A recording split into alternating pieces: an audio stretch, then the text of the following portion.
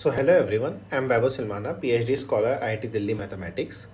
सो आज के हम वीडियो में चैप्टर नंबर 4 क्वाड्रेटिक इक्वेशन की सेकेंड एंड थर्ड एक्सरसाइज देखेंगे।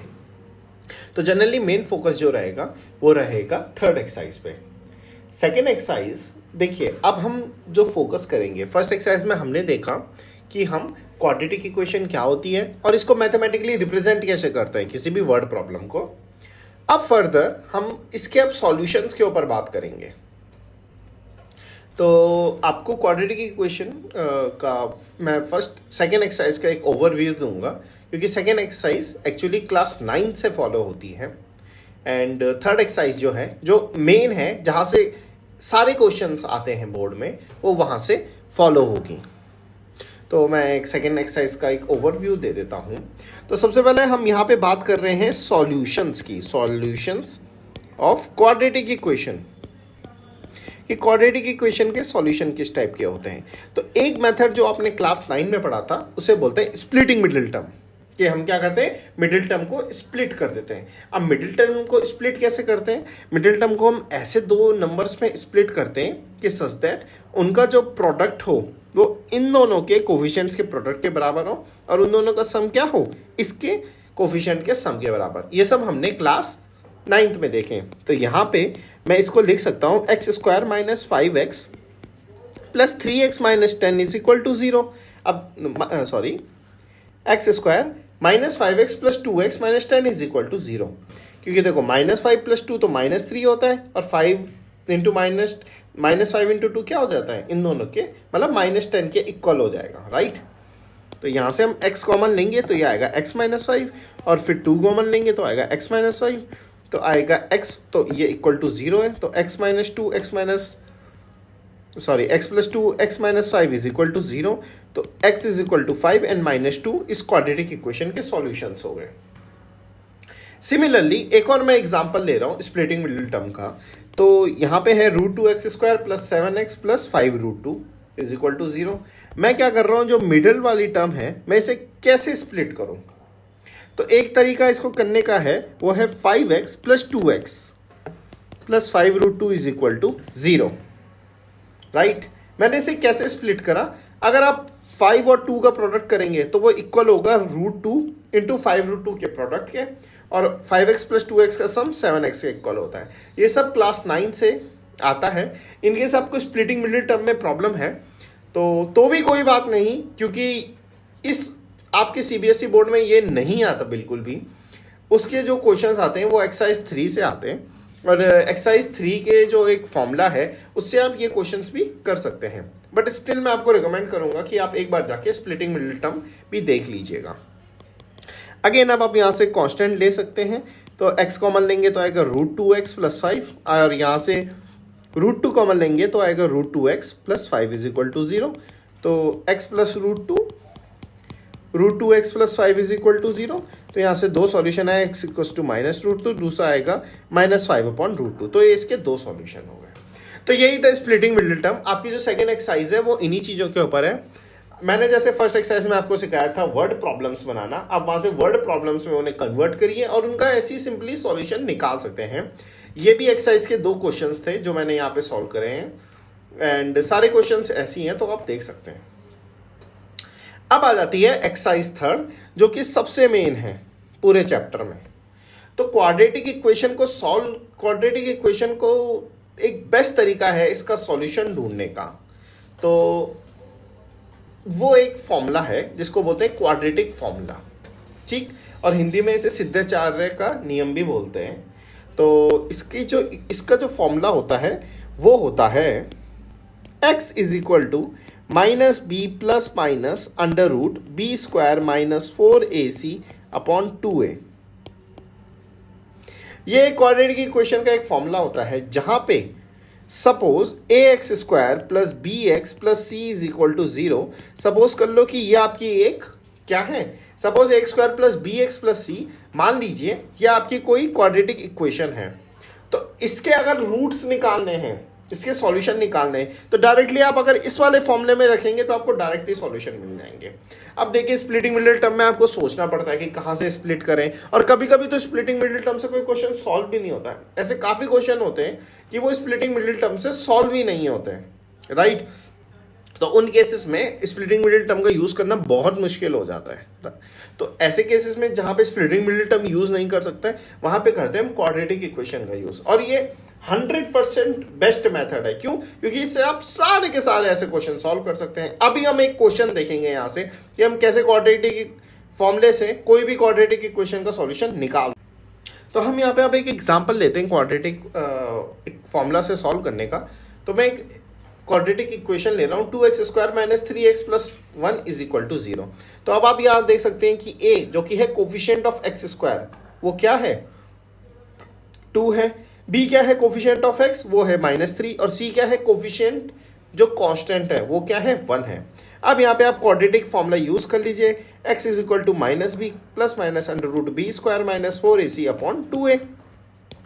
-b तो माइनस और -3 प्लस -b² है -3 का होल स्क्वायर, -4a है 2, c है 1/2a। मैं कुछ नहीं कर रहा हूं, मैं ये कोफिशिएंट में वैल्यूज रख रहा हूं, ठीक।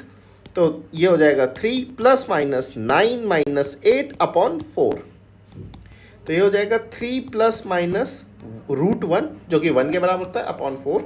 तो दो केस लेंगे, जब पॉजिटिव साइन होगा, जब नेगेटिव। जब पॉजिटिव साइन होगा तो 3 + 1/4 जो कि हो जाएगा 4/4 = 1। दूसरा होगा 3 - 1/4 जो कि होगा 2/4 = हाफ। तो x के दो सॉल्यूशन आ गए, 1 और हाफ। तो आप देख सकते हैं कितनी इजीली मैंने क्वाड्रेटिक फॉर्मूला का यूज करा। मुझे ज़्यादा इसमें कहीं पे भी दिमाग लगाने की जरूरत नहीं है, बस मुझे अपना क्वाड्रेटिक पॉलिनोमियल देखना है या इक्वेशन देखनी है, उसके कोफिशिएंट डायरेक्ट रखने हैं और मेरे पास डायरेक्ट सॉल्यूशंस आ जाएंगे। तो इसी तरीके से हम क्वाड्रेटिक इक्वेशन का यूज करते हैं। अब हम एक लास्ट चीज पे आ जाते हैं जिसे बोलते हैं nature of the roots. Nature of roots, nature of root मतलब जो आपके जीरोस आते हैं उसका नेचर क्या होता है। तो नेचर से मैं आपको बताता हूं क्या होता है। तो फर्स्ट ऑफ ऑल एक टर्म डिफाइन करिए डी, इसको बोलते हैं b² - 4ac। तो डी होता है आपका b² - 4ac और इसको बोलते हैं डिस्क्रिमिनेंट। डी को बोलते हैं डिस्क्रिमिनेंट। इनके सबको समझ में नहीं आया कि ये क्या है, तो याद करिए इस वाले फॉर्मूले में, क्वाड्रेटिक फॉर्मूले में यहाँ पे एक टर्म यूज होती है, ये वाली देखिए, ये वाली जो टर्म है रूट के अंदर, ये डिस्क्रिमिनेंट यूज होता है, ठीक। तो ये अंदर जो टर्म है इसको बोलते हैं डिस्क्रिमिनेंट, ठीक। नेचर ऑफ द रूट्स मतलब मैं किसी भी क्वाड्रेटिक पॉलिनोमियल, सपोज हमारे पास कोई क्वाड्रेटिक पॉलिनोमियल है a² + bx + c, इसको मैं बिना सॉल्व करे, बिना इसके रूट्स निकाले मैं पहले ही बता सकता हूं कि इसके रूट्स का नेचर क्या होगा। तो इसके रूट्स के नेचर 3 टाइप के होते हैं। तो सबसे पहले जो नेचर होता है वो होता है अनइक्वल एंड रियल। ये फर्स्ट इसका नेचर होता है। तो ये तब होता है जब आपके जो डी है, जो आपका डिस्क्रिमिनेंट है b² - 4ac, ये आपका पॉजिटिव होता है। तो तब ये क्या होता है, रूट्स अनइक्वल एंड रियल होते हैं। सिमिलरली सेकंड, ये फर्स्ट टाइप है, सेकंड टाइप क्या होता है, इक्वल एंड रियल, मतलब दोनों के दोनों रूट्स इक्वल होंगे, मतलब एक 1 है तो दूसरा 1 होगा। फर्स्ट का एग्जांपल पिछला वाला क्वेश्चन था, देखो दोनों रियल थे 1 और 1/2 एंड दोनों अनइक्वल थे, 1 1/2 के इक्वल नहीं है।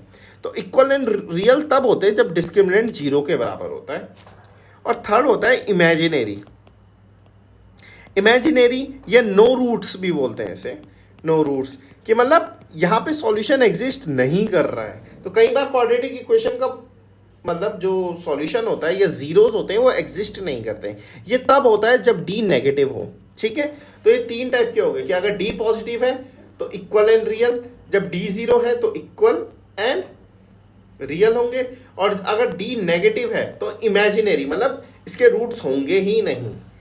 तो आई होप आपको समझ में आएगा। कई बार ये आपको क्वेश्चन दे देता है कि इसके रूट्स पता करिए कि एग्जिस्ट करते हैं कि नहीं, या इसके रूट्स का नेचर बताइए बिना सॉल्व करे। तो आपको ये सॉल्व करने की जरूरत नहीं है, आपको डायरेक्टली डिस्क्रिमिनेंट उसका ढूंढना है, b² - 4ac कंप्यूट करना है और आप वहां से बोल सकते हैं।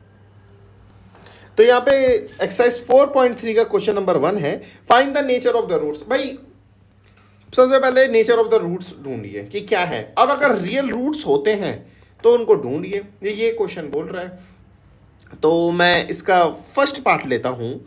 तो फर्स्ट है 2x² minus 3x minus 5 is equal to 0। 2x² minus 3x plus 5 is equal to 0। मुझे इसका सबसे पहले नेचर ढूंढना है, ठीक। तो d डिस्क्रिमिनेंट निकालते हैं, b² माइनस 4ac। अच्छा, यहाँ पे ए बी सी क्या है, a2 है, b माइनस 3 है एंड c 5 है। तो b² माइनस 3 का होल स्क्वायर माइनस 4, a2 है, c 5 है। तो ये हो जाएगा 9 माइनस 4 2 जा 8, 8 5 जा 40, जो कि आएगा माइनस 31 के बराबर। तो डिस्क्रिमिनेंट नेगेटिव है, तो ये थर्ड टाइप का हो गया। अगर डिस्क्रिमिनेंट नेगेटिव होता है तो इसके नो रूट्स हैं, इसके रूट्स होते ही नहीं है। इस केस में आप बोलोगे कि रूट्स एग्जिस्ट ही नहीं करते हैं, तो ये हो गया नो रूट्स, तो इसके रूट्स एग्जिस्ट नहीं करते। अगर रूट्स एग्जिस्ट करना है तो डी या तो 0 होना चाहिए या 0 से बड़ा कोई पॉजिटिव नंबर होना चाहिए, ठीक। सेकंड है 3x² minus 4 root 3x plus 4 is equal to 0, ठीक है।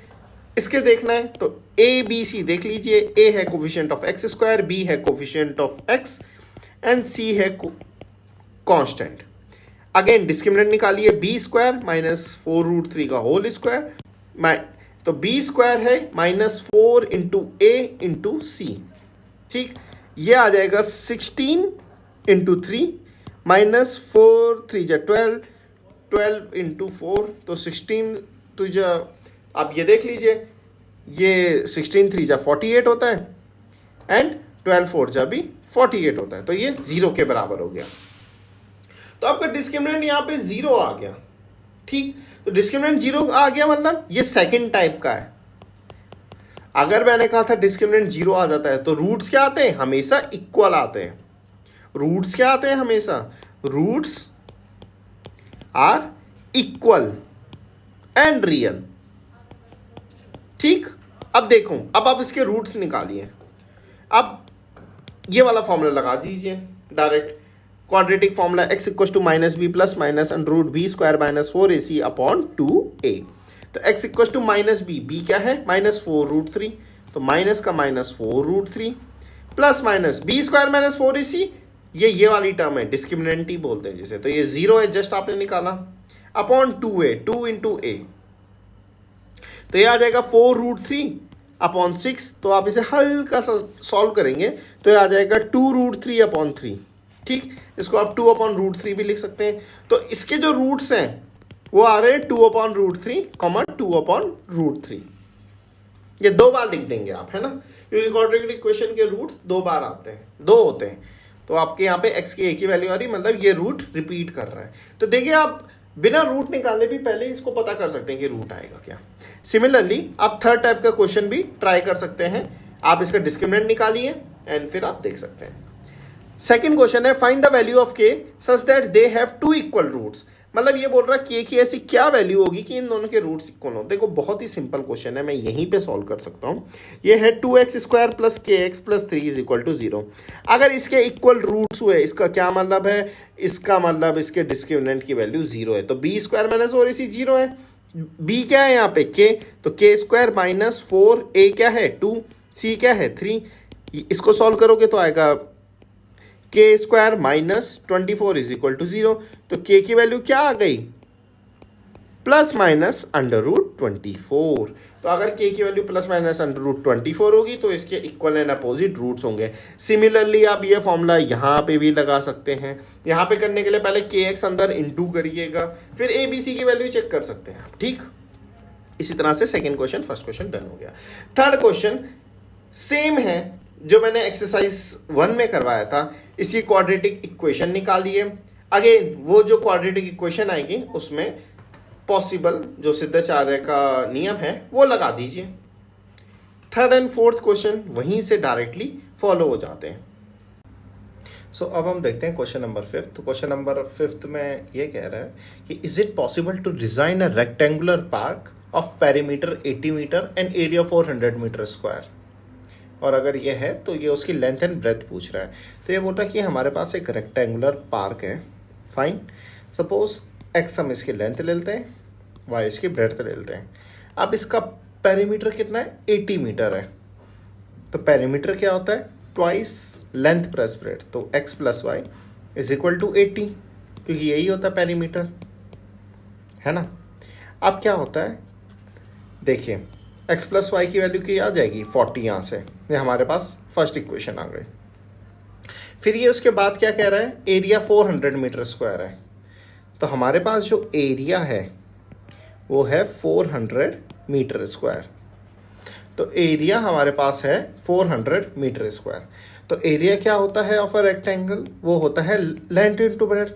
सो x इंटू वाई की वैल्यू है 400, ठीक है। आप एक काम करिए, इक्वेशन 1 को आप ऐसे भी लिख सकते, आप इक्वेशन 1 से ना y की वैल्यू सब्स्टिट्यूट कर दीजिए। तो मतलब यहां से आ जाएगा y equal to 40 minus x. आप इसकी वैल्यू यहां पे रख दीजिए, तो x into 40 minus x is equal to 400 हो गया। अब यहां से देखिए कि क्वाड्रेटिक इक्वेशन क्या आ रही, तो आएगी 40x minus x square is equal to 400। तो यहां से आएगा, आप इस साइड भेज सकते हैं सारी टर्म्स को, कि x square minus 40x plus 400 is equal to 0। अब आपको चेक करना, तो ये फर्स्ट क्वेश्चन पूछ रहा है कि इज इट पॉसिबल, कि क्या ये पॉसिबल है। तो इसके लिए पॉसिबल है मतलब इस क्वाड्रेटिक इक्वेशन के रूट पॉसिबल हैं, ठीक। तो इसके अगर आपको रूट्स निकालने हैं तो सबसे पहले आपको डी निकालना पड़ेगा, डिस्क्रिमिनेंट, वो आता है बी स्क्वायर माइनस 4ac। तो अगर जब आप इसे निकालेंगे, अब यहाँ पे देखिए आपका ए क्या है 1, बी क्या है -40 और सी क्या है 400। तो बी स्क्वायर हो गया -40 का होल स्क्वायर -4, A1 C 400 है। तो ये हो जाएगा आपके पास 1600 माइनस 1600, ये आपके पास यहाँ से ही आ जाएगा 1600 माइनस 1600। तो ये यहाँ से आपके पास क्या आ गया, 0, ठीक। तो d आपके पास 0 आ गया। तो d 0 कब आता है, जब हमारे पास इक्वल रूट्स हो एंड वो रूट्स क्या हो, रियल हो। तो आप यहां से कह सकते हैं कि हमारे पास रूट्स इक्वल हैं और वो रियल भी हैं। तो रूट्स इक्वल है इसका मतलब क्या है, जो x है वही y है, x is equal to y, ठीक है। अभी आप इसे, सॉरी, आपके पास यहाँ पे क्या है, रूट्स इक्वल हैं। तो अब आप एक काम करिए, क्वाड्रेटिक फॉर्मूला लगा दीजिए। तो क्वाड्रेटिक फॉर्मूला क्या होता है, x is equal to minus b plus minus under root b square minus 4ac upon 2a। तो ये आ जाएगा आपके पास, माइनस बी क्या है यहाँ पे, आपके पास यहाँ पे माइनस बी है, आपके पास बी है -40, तो माइनस बी हो जाएगा आपके पास 40। तो plus minus b square minus 4ac आपने हमने जस्ट देखा 0 है अपॉन 2, a की वैल्यू 1 है। तो x की वैल्यू क्या आ गई, यहां से x की वैल्यू आ गई 20, ठीक। x की वैल्यू आपके पास यहां से क्या आई, 20 आई। अब अगर आपको याद होगा, हमने यहाँ पे एक चीज चेक करी थी कि x plus y is equal to 40 है, x plus y is equal to 40 है, और x की वैल्यू 20 है, तो y की वैल्यू भी क्या आ गई, 20 आ गई। तो इसका मतलब जो इसकी लेंथ होगी वो भी 20, जो इसकी ब्रेड्थ होगी वो भी 20। जनरली इस केस पे क्या होता है कि जब इक्वल रूट्स आ जाते हैं ना, तो लेंथ और ब्रेड्थ हमारी क्या आ जाती है, लगभग सेम ही आ जाती है, ठीक। तो हमारे पास x भी 20 और y भी 20 आ गया। तो देखिए इस वाले क्वेश्चन में खास क्या था, उससे बोल रहा था कि आपसे पहले सीधा उसने ये नहीं बोला फिफ्थ क्वेश्चन में कि आप इसका लेंथ और ब्रेड्थ निकालो, इसने कहा कि क्या ये इवन पॉसिबल भी है। तो कभी भी ऐसा क्वेश्चन आए तो कभी भी डायरेक्ट x और y की वैल्यू मत निकालना, हमेशा ये चेक कर लेना कि जो आपका d है बी स्क्वायर माइनस 4ac, वो आपके पास कहीं नेगेटिव तो नहीं है, ठीक। हमें बस यहाँ पे यही चेक करना था। तो बस इसका आंसर यही है। सो आई होप आपको समझ में आया होगा, और अगर आपको ये वीडियोस अच्छी लगी तो आप सब्सक्राइब भी कर सकते हैं। मैं प्लान कर रहा हूँ कि अभी धीरे धीरे करके क्लास 10 का ख़त्म करूँ, और अगर आपको स्पेसिफिक कोई वीडियो चाहिए तो आप मुझे बता भी सकते हैं। Thank you so much.